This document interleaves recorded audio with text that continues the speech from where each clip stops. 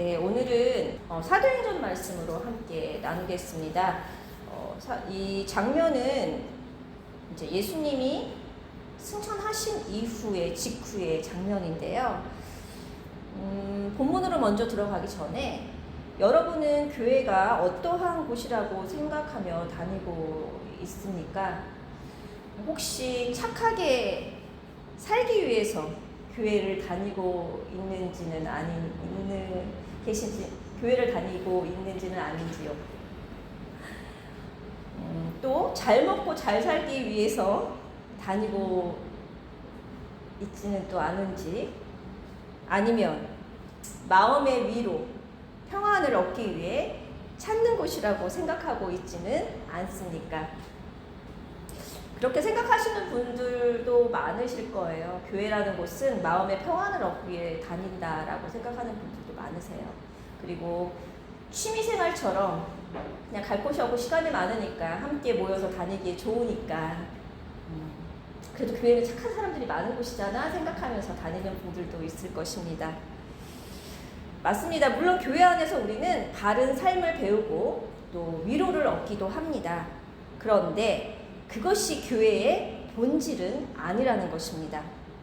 교회는 하나님께서 예수님을 통해 이루신 일, 십자가의 사건을 믿는 사람들이 모인 공동체입니다. 다시 말해서 예수 그리스도를 믿는 믿음을 가진 사람들이 모인 곳이 교회라는 것입니다. 그래서 이 자리에 앉아있는 우리 한 사람 한 사람이 바로 교회입니다. 그리고 그렇게 부름받은 교회가 함께 모여서 예배드리는 장소가 예배당이 되는 것입니다. 이렇게 성경이 말하는 교회의 정체성은 분명합니다. 하나님 나라와 예수님을 전하는 곳입니다. 예수님의 십자가와 부활, 그리고 다시 오실 예수님을 이야기하는 곳이 교회입니다. 아무리 좋은 말을 해도 그 중심에 예수 그리스도 복음이 없다면 성경이 말하는 교회라고 말할 수 없습니다. 그렇다면 우리가 오늘 말씀을 통해서 초대 교회는 무엇을 붙들고 있었을까? 그리고 어떤 방향을 향해 걸어가고 있었을까? 라는 주제로 한번 오늘 말씀을 나눠보겠습니다. 오늘 사도행전 1장 12절부터 26절의 말씀을 통해서 교회의 본질에 대해서 좀 더 살펴보도록 하겠습니다. 먼저 기다림입니다. 오늘 본문 12절부터 14절의 말씀을 통해서 무엇으로 기다리냐? 기도로 준비하는 공동체에 대해서 한번 나눠보겠습니다. 제가 아까 말씀드렸던 것처럼 이 장면은 예수님께서 승천, 하늘로 올라가신 직후의 장면이며 사건입니다. 제자들은 11절에 오늘 읽지 않은 11절 말씀에 보면 예수님이 하늘로 올라가신 모습을 보았습니다. 직접 보았고, 그리고 천사는 무엇이라고 이야기를 했냐면 이 예수님이 올라가신 장면을 본 제자들에게 뭐라고 천사가 이야기를 했냐면 이 예수님은 다시 오실 것이다. 하늘로 가심을 너희가 본 그대로 오실 것이라고 이야기하고 있습니다. 이 말씀은 슬퍼하는 이들에게 주시는 단순한 위로가 아닙니다. 좀 더 깊이 살펴보면 교회의 방향을 정해주는 선언입니다. 다시 말해서 교회는 처음부터 기다리는 공동체였다라는 것입니다. 기다리는 공동체. 오늘 말씀 12절에 보면 예수님이 하늘로 올라가신 장면을 본 제자들은 감난산에서 예루살렘으로 돌아와서 다락방에 모였습니다. 이들은 지도자를 잃은 상태예요. 지도자이셨던 예수님이 하늘로 올라가셨고 지도자를 잃었죠. 그래서 앞날도 분명하지 않았고 어떻게 해야 될지 몰라 하는 상태였습니다. 그런데 그들은 흩어지지 않았어요. 불평하지도 않았습니다. 그런 내용이 안 나와요. 이 말씀을 보면 14절에 보면 더불어 마음을 같이하여 오로지 기도에 힘쓰더라. 그저 한 마음으로 기도를 했던 것입니다. 왜 그랬을까요? 불평하지 않고 불안해하지 않고 기도를 할 수 있었던 그 힘이 무엇이었을까요? 바로 오늘 저희가 읽지 않은 이전의 말씀에 사도행전 1장 4절의 말씀에 나오는 대로 아버지께서 약속하신 것을 믿었기 때문입니다. 약속을 붙들고 있었기 때문이죠. 이렇게 초대교회는 부활하신 주님을 믿고 승천하신 주님을 바라보면서 다시 오실 주님을 기다리는 사람들이었습니다. 이들이 바로 초대교회였던 것입니다. 성령을 보내시겠다는 약속, 그리고 다시 오시겠다라는 약속을 붙들었던 것입니다. 그냥 막연한 믿음이 아니에요. 그냥 막연한 약속이 아니라 성령을 보내주시겠다는 약속과 다시 오시겠다는 약속, 곧 재림의 약속을 붙들었던 것입니다. 구약의 약속을 이루신 예수 그리스도의 부활을 믿는 사람은 재림을 기다립니다. 그리고 재림을 기다리는 사람은 기도로 준비하는 것입니다. 우리는 이 땅에서 영원히 머물 사람들이 아니에요. 언젠가는 주님 앞에 서게 될 사람이거든요. 그렇기 때문에 이 땅의 모든 것이 전부가 아니라는 거예요. 보이지 않고 막연한 그 재림의 소망을 붙들고 살아가는 사람들입니다. 그 사람들이 무엇으로 준비해야 되는지 오늘 본문은 말씀해 주시고 있습니다. 만약에 우리가 시험을 앞두고 있는데, 학생들도 시험을 보지만 우리도 여러 가지 테스트들이 있잖아요. 여러 가지 테스트들을 앞두고 있는데 준비하고 있지 않다면 마음이 어떨까요? 굉장히 불안해요. 어떡하지? 이런 불안한 마음으로 테스트에 임하게 됩니다. 그렇지만 그 시험에 준비한 사람은 준비하지 않은 사람보다 좀 더 담대하겠죠. 우리의 기다림도 그렇습니다. 주님을 기다리는 사람은 말씀으로 깨어있고 기도로 준비하는 사람입니다. 이렇게 교회 공동체도, 교회인 나도, 우리도 기도로, 말씀으로 세워져 가는 것입니다. 이제 두 번째는 상황을 해석하는 기준입니다. 15절부터 20절 말씀에 상황을 해석하는 기준이 말씀이라고 이야기하고 있는데요.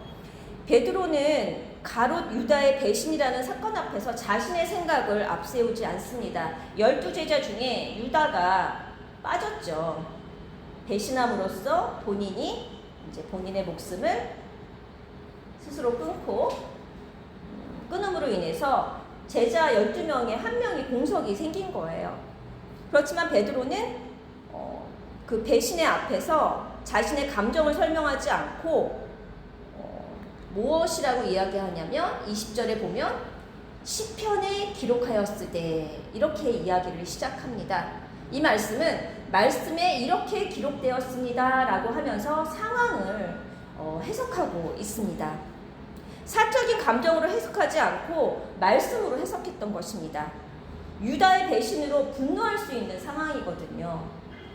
그렇지만 그는 이 상황을 자기의 감정으로, 상황으로 해석한 것이 아니라 이 일이 이미 성령께서 다윗을 통해 하신 말씀의 성취라고 설명합니다.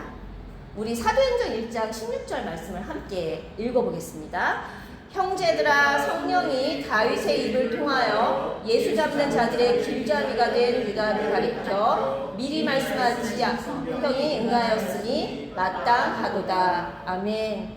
성령이 다윗의 입을 통하여 미리 말씀하신 성령이 응하시는 것이라고 말씀을 하고 있습니다. 베드로는 하나님의 약속이 반드시 이루어진다는 사실을 믿었던 것입니다. 하나님이 말씀하신 성경의 말씀은 반드시 응한다라는 믿음이 있었던 것이죠. 이렇게 재림을 기다리는 사람들은, 예수님의 다시 오시는 그 날을 기다리는 사람들은 눈앞의 상황에만 매이지 않고 말씀 안에서 하나님의 큰 그림을 보게 된다는 것입니다. 사실 우리는 오늘날 수많은 정보, 그 다음에 수많은 의견 속에서 살아가며 수시로 감정이 요동칩니다. 너무 쉽게 요동치죠. 교회 안도 마찬가지입니다. 교회 공동체도 마찬가지입니다. 그러나 재림을 기다리는 교회는 말씀을 기준으로 판단한다는 것입니다. 환경이 아닌 사람에 의해서 좌지우지되지 않는 하나님의 약속을 바라보는 것입니다. 기준이 분명해도 흔들릴 수 있어요. 그렇지만 방향은 무너지지 않습니다. 뿌리가 있기 때문에. 그 기준이 무엇일까요? 우리의 인생의 기준은 다시 오실 예수님이에요. 재림의 날입니다. 그날을 바라보며 살아가는 우리들입니다. 세 번째는 우리가 교회의 정체성에 대해서 이제 나눠볼 거예요. 교회의 정체성은 21절부터 22절 말씀에서 이야기하고 있는데요. 부활과 재림입니다. 21절과 21절 말씀에 보면은 사도가 되는 조건은 분명했습니다. 무엇이라고 이야기하냐면 우리의 함께 다니던 사람 중에 부활하심을 증언할 사람이라고 이야기하고 있습니다. 예수님이 승천하시기까지 함께하면서 그것을 본 사람, 또한 부활하신 예수님을 증언할 사람이라고 이야기하고 있습니다. 이렇게 교회의 출발점은 부활입니다. 그리고 교회의 방향은 재림입니다. 눈에 보이는 교회뿐만 아니라 교회 공동체뿐만 아니라 교회된 우리도 예수 그리스도의 머리된 우리의 몸된 성전인 교회된 우리도 삶의 출발점은 부활이 돼야 되고 우리가 살아가는 방향은 재림이 되어야 된다는 것입니다. 부활은 이미 일어난 사건이에요. 이미 일어난 사건입니다. 재림은 앞으로 반드시 이루어질 하나님의 약속이며 예수님께서 마지막으로 우리에게 주신 약속입니다. 만약에 재림이 없다면, 예수님의 재림이 없다면 우리의 이 신앙생활은 너무 허무한 거예요. 그리고 이 땅에서의 이 억울함도 끝나지 않을 것입니다. 그러나 우리는 압니다. 말씀을 통해서 알게 해주셨습니다.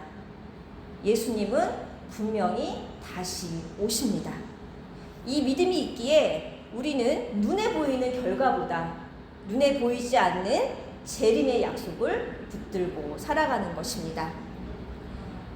네 번째는 우리가 하나님의 주권에 대해서 한번 나누어 볼 텐데요. 26절 말씀을 통해서 우리는 맡길 줄 아는 믿음에 대해서 한번 살펴보겠습니다. 26절에 보면은 이 제자를 뽑는데 부족한 결혼이 생긴 제자를 뽑는데 제비뽑기를 해요. 이 제비뽑기는 정말 무성한 논란을 일으킬 수 있는 방법이기도 합니다. 근데 모든 말씀은 하나님의 주권 안에서 바라봐야 돼요. 우리가 세상 사람들이 하는 이 제비뽑기랑은 틀려요. 여기서 제비뽑기를 했다는 것은 모든 결정권을 하나님께 맡겼다라는 거예요. 어떤 결과가 나와도 하나님의 뜻이라는 그 결정에 맡겼다라는 것입니다. 그렇다면 어떻게 맡길 수 있었을까요? 이 사람들이 그냥 막연하게 그냥 하나님이 알아서 해주시겠지 이런 막연한 믿음이 아니라 모든 주권이 하나님의 손안에 있음을 믿었기 때문입니다. 이렇게 재림의 신앙, 재림을 기다리는 사람들의 그 믿음의 신앙은 하나님의 주권을 신뢰하는 믿음입니다. 주권을 하나님께 이양해 드리는 거죠. 그렇기 때문에 재림의 신앙을 가진 재림을 소망하고 믿음으로 살아가는 사람들은 자기 자신을 스스로 통제하지 않아도 됩니다. 그리고 애쓰지 않아도 됩니다. 왜? 우리의 주권을 하나님께 이양했기 때문에 하나님이 일하실 것을 믿음으로 살아가는 자들이기 때문입니다. 모든 것을 맡길 줄 아는 믿음이 우리의 몸된 성전과 눈에 보이는 교회 공동체를 어떻게 세워갈까요? 건강하게 세워갑니다. 우리 몸도 건강해야 되잖아요. 영적인 예수님이 성령님이 임재하신 이 성전도 건강해야 되거든요. 건강하는 영적인 건강은 내가 내 몸을 잘 세워가야 돼요. 믿음을 잘 세워가야 되는 거죠. 말씀에 기반한 믿음을 내 안에 잘 세워갈 때, 성령님이 충만할 때 우리는 영적으로도 건강하게 세워져 갈 수 있습니다. 다섯 번째는 우리가 함께 기다리는 공동체라는 주제로 한번 나눠보려고 합니다. 13절과 14절을 보면 다시 오실 예수님을 바라보는 재림의 믿음은, 재림의 소망은 여러 세대를 하나로 묶습니다. 그 자리에는 우리 13절, 14절에 보면 그 기도하는 자리에는 사도들만 있었던 것이 아닙니다. 13절에서는 다락방에 올라간 제자들의 이름을 나열하고 있는데요. 14절에서는 여자들과 예수의 어머니 마리아와 예수의 아우들과 더불어 마음을 같이하여 오로지 기도에 힘쓰더라. 이렇게 여자들, 예수님의 가족들도 함께 있었습니다. 이렇게 교회 공동체는 특정한 공동체가 아닙니다. 특정한 사람들만 모이는 곳이 아닙니다. 어린이도 있고 청년도 있고 어른, 장년들도 있고 또 새신자들도 있고 오랜 신앙생활들을 하신 그러한 사람들도 있습니다. 그런데 이렇게 각양각색의 사람들이 모여서 예배드리는 이 예배 공동체는 연령대나 신앙의 연륜은 다 다양하지만 같은 방향을 바라봅니다. 같은 곳을 바라보는 거죠. 무엇을 바라보냐면 다시 오실 예수님, 재림의 소망을 바라보는 것입니다. 이렇게 재림의 소망은 다양한 세대를 하나로 묶습니다. 그렇기 때문에 교회 안에서 혼란이 있고 다양한 의견이 나와도 하나로 묶여있다라는 사실, 예수 그리스도의 끈으로, 복음으로, 재림의 소망으로 묶어있다라는 사실을 묵상을 하면 나의 소리, 나의 욕심들을 내려놓게 되는 것입니다. 그러면 우리가 이 말씀들을 통해서 우리 자신을 좀 점검해 보려고 합니다. 우리는 지금 무엇을 기다리며 살아가고 있습니까? 우리 현실을 한번 살펴보겠습니다. 나는 무엇을 기다리며 살아가고 이 땅의 삶을 살아가고 있는가?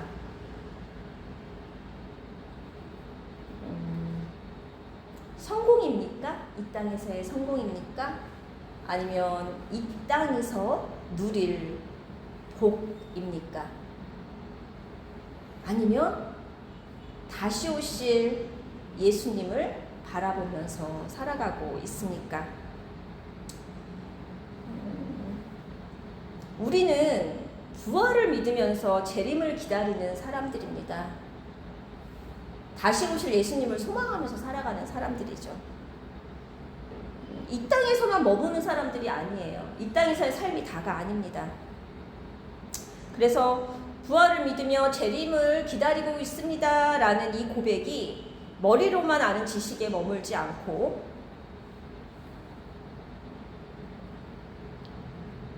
우리 안에서 생명이 될 때 삶의 방향은 자연스럽게 달라집니다. 더 이상 자기 계획과 뜻을 이루기 위해 하나님을 찾는 삶이 아니라 우리를 주장하시는 성령님의 인도하심에 조용히 이끌려가는 삶으로 바뀌게 되는 것입니다. 그래서 기도가 이렇게 바뀝니다. 하나님, 제 뜻이 아니라 주님의 뜻이 이루어지기를 원합니다. 이 고백이 마음 깊은 곳에서 자연스럽게 흘러나올 때 우리의 가치관이 달라지고 내가 놓지 못하던 것들, 내가 꽉 붙들고 있는 것들이 내려놓아야지 하면서 결단이 되는 게 아니라 자연스럽게 손에 힘이 풀리면서 내려놓아집니다. 가랑비 젓듯이 어느 날 갑자기 이루어지는 것이 아니라 이 말씀을 통해서 가랑비 젓듯이 나의 가치관이 변하여지고 있는 것입니다. 성령님의 일하심으로. 또한 내가 방향을 정해놓고 하나님께 승인 도장을 요청하는 삶의 태도에서 삼위일체 하나님의 인도하심에 귀 기울이면서 순종하는 삶으로 바뀌게 되어지는 것입니다. 이러한 삶이 부활을 믿고 재림을 기다리는 사람이고 하나님의 인도하심을 신뢰하며 믿음으로 살아가는 사람들입니다. 그런데 기억하십시오. 이러한 삶을 살아가는 것이 나의 결단으로 이루어지는 것이 아닙니다. 나의 강한 의지로 이루어지는 것이 아닙니다. 제가 조금 전에 말씀드렸듯이 말씀과 기도로 내 성전을 세워갈 때 자연스럽게 성령님께서 내 안에서 일을 해 주십니다. 그래서 어느덧 변해져 있네? 내가 이걸 내려놨네? 그러한 날이 오는 것입니다. 오늘의 결단으로 내일의 내 모습이 바뀌는 것이 아닙니다. 나의 결단은 나의 의입니다. 항상 나의 의와 하나님의 의는 내 속에서 부딪히거든요. 우리는 이 훈련을 하면서 살아가는 것입니다. 하나님의 섭리에 순복하는 삶이 우리를 구원의 길로 이끕니다. 이제 말씀을 정리해 보겠습니다. 오늘의 주제는 부활의 은혜로 세워지는 교회입니다. 부활의 은혜로 세워지는 공동체입니다. 오늘 말씀 본문은 사실 2장에서 사도행전의 중요한 내용이 시작이 돼요. 성령 강림이거든요. 성령이 임하시기 전에 사건들이에요. 이 성령이 임하시기 전에 사건들을 통해서 성령이 오시기까지 어떻게 준비해야 되는지를 우리에게 보여주시고 있습니다. 그 시간은 초대교회는 어떻게 그 시간을 보냈냐면 부활의 소망을 가진 그들은 재림의 약속을 붙들고 기도로 준비하며 말씀으로 방향을 세운 시간이었습니다. 이렇게 초대교회는 부활을 믿었고 그 믿음으로 기도하면서 재림을 기다리는 공동체였습니다. 우리는 재림을 기다리는 자들이에요. 예수님이 다시 오실 날을 기다리며 살아가는 자들입니다. 우리는 이 세상에서 적응하기 위해서 사는 사람들이 아닙니다. 이 땅에서 적응하기 위해서 인간관계를 잘하기 위해서 살아가는 사람들이 아니고 이 땅의 소망을 이루기 위해서 존재하는 공동체가 교회가 아닙니다. 우리는 다시 오실 주님을 맞이할 준비를 하며 오늘을 살아가는 사람들입니다. 내일 예수님이 오실 수도 있어요. 오늘 우리는 재림을 준비하면서 살아가는 자들입니다. 그리고 두 번째, 부활을 믿고 재림을 기다리는 사람은 하나님의 인도하심을 신뢰하면서 믿음으로 사는 사람들이에요. 우리의 주권을 하나님께 전적으로 이양한 자들입니다. 근데 내가 주권 하나님께 맡겨야지 해서 되는 것이 아니라 아까 말씀드렸듯이 기도하면서 준비하면서 살아가는 거예요. 성령님이 자연스럽게 이양을 해주십니다. 세 번째는 그러려면 어떻게 해야 되냐. 기도로 준비하고 무엇으로 기준을 세우냐? 말씀으로 기준을 세웁니다. 그리고 부활을 증언하면서 무슨 소망으로 살아가냐? 재림을 소망하면서 살아가는 것입니다.